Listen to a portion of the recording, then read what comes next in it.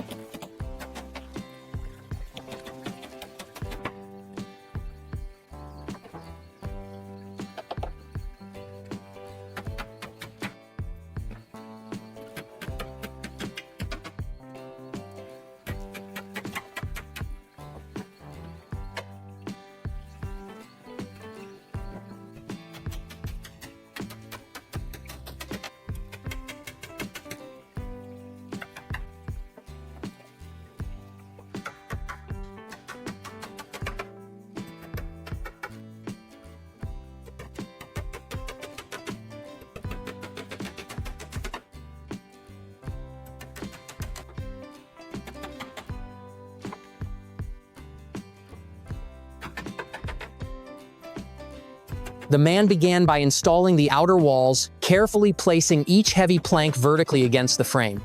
With careful, practiced swings of the hammer, he drove thick nails through the wood into the support beams, the sharp, rhythmic sound echoing through the quiet canopy. His movements were both methodical and confident, each plank aligned perfectly with the next. When he completed a section, he added a long horizontal brace on the outside, fitting snugly against the vertical planks. With strong, even blows of the hammer, he hammered it into place, locking the structure and adding much-needed rigidity to the rising wall. Moving inside, where a small fire crackled in the stone fireplace to ward off the chill, he focused on the back wall. He carefully lifted each thick plank into place, adjusting it precisely before nailing it both above and below. His movements were slow but deliberate, and with each board secured, the interior space became warmer, protected from the elements.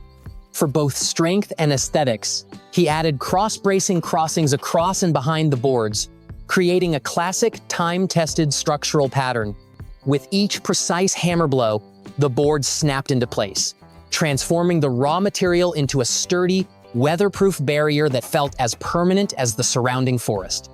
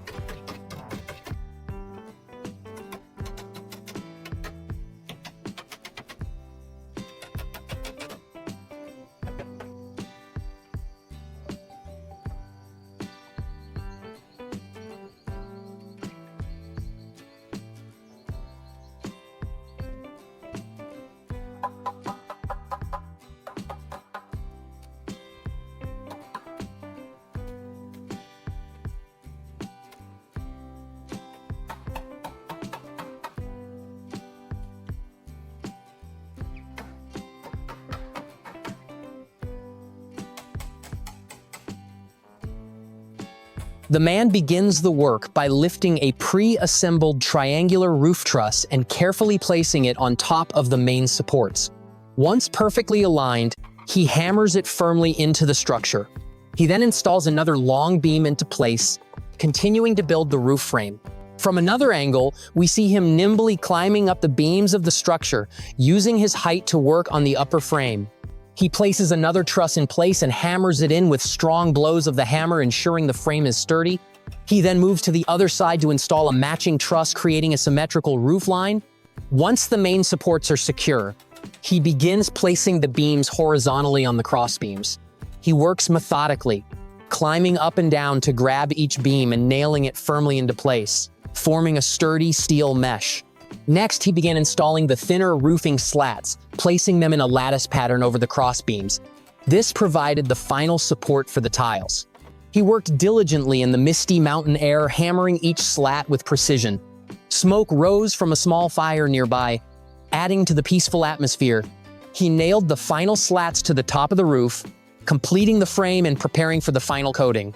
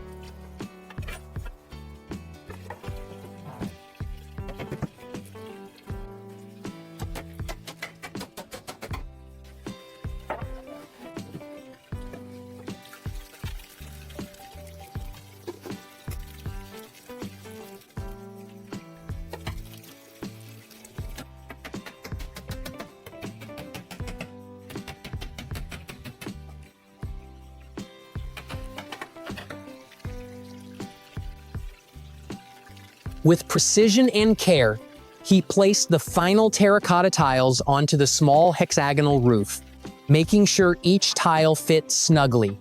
Then he stepped back, a sense of accomplishment evident as he surveyed the finished wooden structure perched on the hillside. The main roof, also covered with similarly rustic tiles, rested firmly atop the newly built cabin. He then turned his attention to the surrounding landscape. He carefully cleared a patch of land along the path leading to the cabin, digging a small hole by hand. He gently placed a large leafed plant in the ground, patting the reddish-brown soil around the base. He continued this process methodically, creating a neat row of green leaves along the path, adding a bit of cultivated nature to the wild surroundings. He adjusted the leaves of each plant, making sure they were positioned correctly. The view widened to reveal the small house in a misty jungle environment, a testament to his hard work. Next, he moved to the wooded area below the house, clearing a path through the dense vegetation. Using long bamboo stalks, he began to build a fence. He drove vertical stakes into the ground and skillfully wove long, split bamboo slats between them. He climbed the steep green slope, extending the fence section by section. A simple but effective bamboo fence now encircled a significant portion of the hillside garden. The final shot revealed the entire house, the graceful log cabin on the stone foundation, the newly planted walkway, and the hand-built fence, all carved from the lush wilderness, a peaceful and self-sufficient retreat. That's it for today's build. Thanks for watching, and keep building your vision.